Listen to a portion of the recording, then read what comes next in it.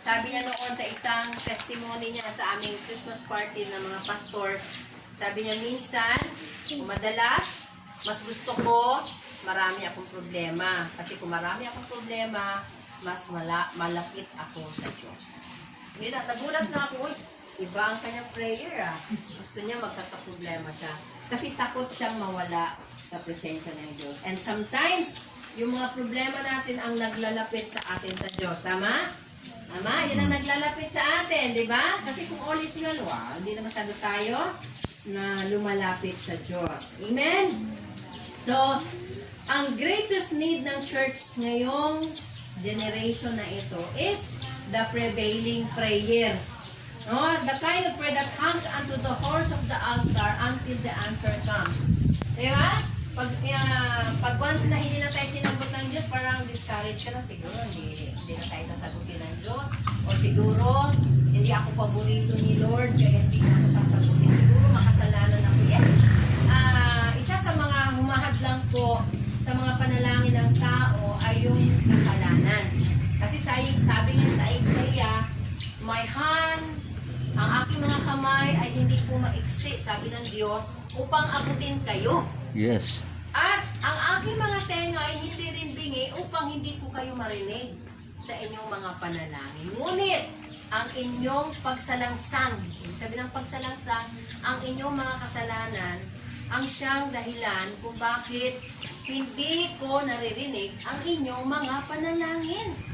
So, malinaw sa sinasabi sa salita ng Diyos na yung ating mga kasalanan ang siyang naghahadlang sa mga sagot ng ating mga panalangin. Kaya nga sa New Testament, sabi sa 1 John chapter 1 verse 9, na kapag tayo po ay nagkasala, agad-agad, sabi natin agad-agad, lumapit tayo sa Diyos. Humingi tayo sa Diyos ng tawad. Kasi ang iba, asa ka na kung maghingi ng tawad o maghingi ng kapatawaran sa mga kasalanan. Let's say, for example, nasa school ka, nagkaroon ka ng kasalanan, or nasa opisina ka, nagkasala ka, nasabi mo, mamaya na ako maghingi ng sorry pag nasa bahay na ako, mag-pray ako, or saka na lang pag linggo, kasi Sunday. No! Right and there, the Word of God in 1 John chapter 1 verse 9, sabi doon, kapag nagkasala ka, lapit ka kaagad sa Lord. Right and there, nasa sasakyan ka. Meron kang nakitang tao na gituya mo ba? Gisaway ni mo ba? Nanaway ka ba? Siyempre, sala man sa Ginoo. Tama. Tapos sasabihin mo, ay, Lord, forgive me. Oh, yes. Patawarin mo. Right and there, hindi tayo natawad sa Lord. Amen. Kasi we are not perfect. We tend to commit sin, but God is gracious. Agad-agad, sasabihin natin kay Lord, Lord, patawarin mo. So that our prayers will be heard. Maririnig po ng Panginoon ang ating mga panalangin upang walang hadlang. Amen? Are you here? No?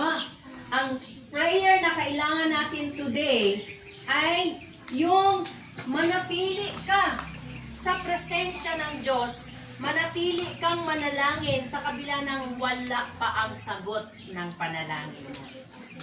Na-discourage ka na ba? Yung mga asawa nyo, pinagpipray nyo. Yung mga anak ninyo, pinagpipray ninyo. No? Yung mga kapatid nyo, pinagpipray nyo. Pero parang, isang taon na wala pa rin. Mag-check ka na. O baka may kasalanan ako, Lord. O, check mo yon. Kung okay ka naman, Lord, baka pinaghihintay mo lang ako. No? Ito yung sinasabi, huwag tayong umalis sa pananalangin. No? Amen? Until the answer comes. No, huwag nating talikuran ang pananalangin. Darating man ang sagot o ang sagot, kung hindi, huwag tayong magsawa. Amen? At dito po sa ating verse na makikita po natin sa Luke chapter 11, no, Lucas chapter 11, no, babasahin ko po sa Tagalog. Amen? Dito po, babasahin ko po sa Tagalog, minsan, sa Magandang Balita Biblia version. Minsan, nanalangin si Jesus sa isang lugar. Nang siya'y matapos, sinabi ng isa sa kanyang mga alagad, Panginoon, turuan po ninyo kaming manalangin. Maganda no, nawalan kami internet kasi go back to the basic. Ito mga Bible na hindi ko na ito nabubuksan. Alam mo bakit? Kasi may internet. Sabi na isang kong kaibigan na Christian sa Manila, alam mo, hindi advisable na magbasa ka ng Bible sa cellphone mo. Sinabi niya sa akin ito, let's say, 6 years ago. No? One of my Bible studies, invite ko siya sa aking cell group. At sabi niya doon, saan? Buksan natin ang ating Bible. Sabi namin niya sa Bible study namin, no? Ito sa ganyan-ganyan. Tapos sabi ng ang mga church, mga members namin sa cell group, agad-agad nag-ano sa mga cellphone. Alam mo, sabi niya sa amin, hindi po healthy na nag-open kayo ng mga Bibles nyo sa cellphone. Kasi sabi niya, this is 6 years ago at naalala ko lang today. Sabi niya, kasi ang tao distracted dyan. Pag nagbabasa ka ng Bible, sa cellphone mo bigla may mag-pop up na mga bagay na nakakatuksong panoorin at nakakatuksong basahin. At ang sabi ng Diyos, I don't like undivided devotion. Salitang undivided, ayaw ko nang may kahati ako. Kahit sa oras, tayo pag nagbasa ng Bible, oops, may nag-pop up, basahin mo. Kahit isang saglit, ayaw ng Diyos. Pag humarap tayo sa Diyos, gusto niya ang mata mo, ang puso mo, ang attention mo, nakafocus sa Lord. Are you here? Yes. Eh sabi ko, Lord, actually matagal ko sinasabi sa akin ng Lord, go back to the judge na walang takot sa Diyos at walang ginagalang na tao.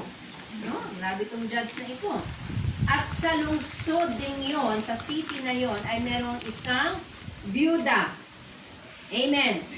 Lagi siyang pumupunta sa hukom at sinasabi, bigyan po ninyo ako ng katarungan sa aking usapin. Tinatanggihan siya ng hukom sa loob ng napakahabang panahon. Tandaan niyo itong judge, walang takot sa Diyos. No, wala siyang takot sa tao, wala siyang ginagalang na tao. Ngunit itong isang byuda na ito, hindi nahihiyang pumunta sa hukom. Wala na nga siya pambayad. Kulit pa rin siya ng kulit. Hindi napapagod. Amen. Tinanggihan siya ng hukom sa loob ng mahabang panahon. Ngunit ngunit nang magtagal ay sinabi ng hukom o judge sa kanyang sarili.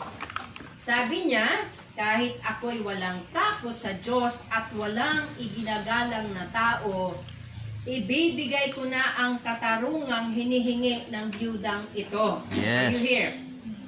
Sapagkat lagi niya akong ginagambala at baka mainis pa ako sa kapupunta nitong byudang ito sa akin. Ito ang sabi ng judge.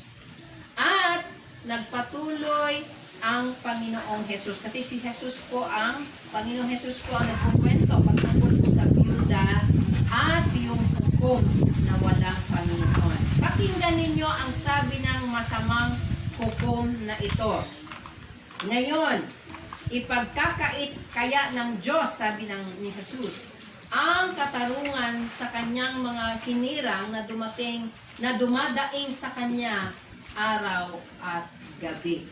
So, ibig sabihin, yung daing na yun, ang ibig sabihin ng daing na yun is prayer. Correct. At araw at gabi.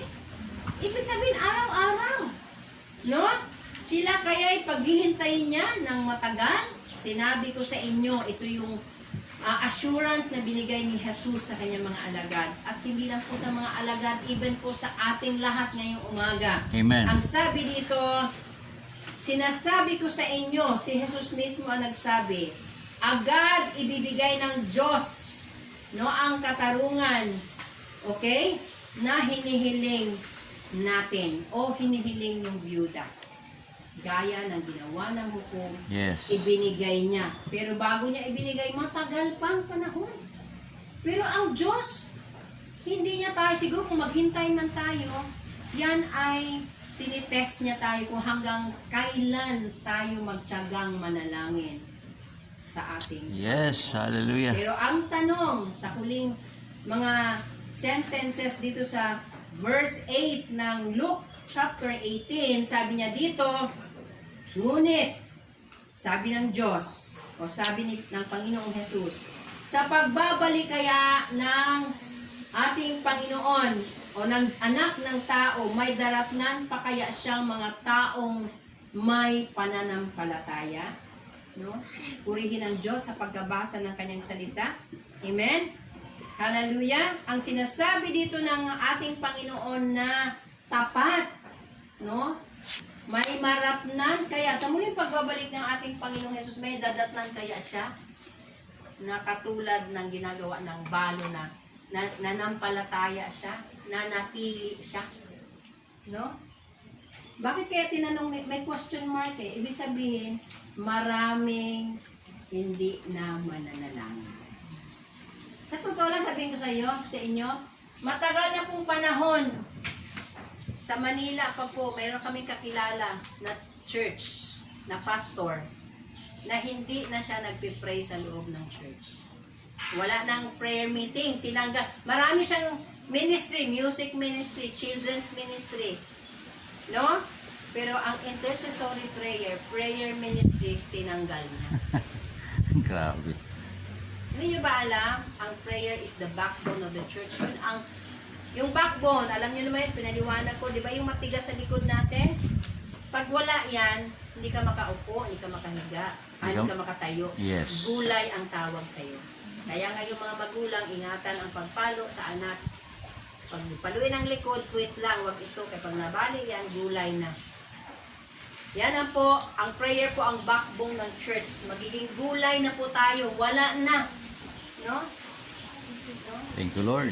Marami pong, kaya sa totoo lang, kahit grabe ng announce dito, attend ka ng prayer meeting, wala po talagang uma-attend. Pero hindi po kami humihinto sa pananalangin, nagpipray pa rin kami. Amen. Praise God kahapon na nandito si G, no? Mag-attend tayo once a week na naman siya. Kasi kapag once na wala ng prayer ang isang church, magiging gulay na yan. Magiging gulay, ibig sabihin ng gulay, wala ng buhay. Wala nang kabuhay-buhay. Amen? Mahina na. Mahina. Praise God. No? Sabi ng Diyos, meron kayang madadatnan ang Panginoon sa kanyang muling pagbabalik. Madadatnan kaya niya na may mga taong nananalangin? Question mark. Tanong niya yun, bakit? Kasi talagang wala nang nagpipray. Iilan na lang ang nagpipray. Amen. Hindi mo pwedeng sabihin na sa bahay man ako nagpipray. Oo, araw-araw ko man nagpipray sa bahay niyo. Pero as a church, mag-pray talaga tayo as a church. Yes. Bilang isang simbahan, iglesia ng Diyos. Amen? Hindi po iglesia ni Kristo ha. Kasi lahat po tayo iglesia ni Kristo. Kung sinabing iglesia ni Kristo, hindi po church ni iglesia ni Kristo. Kundi tayo. Kasi lahat po tayo pwedeng tawagin iglesia.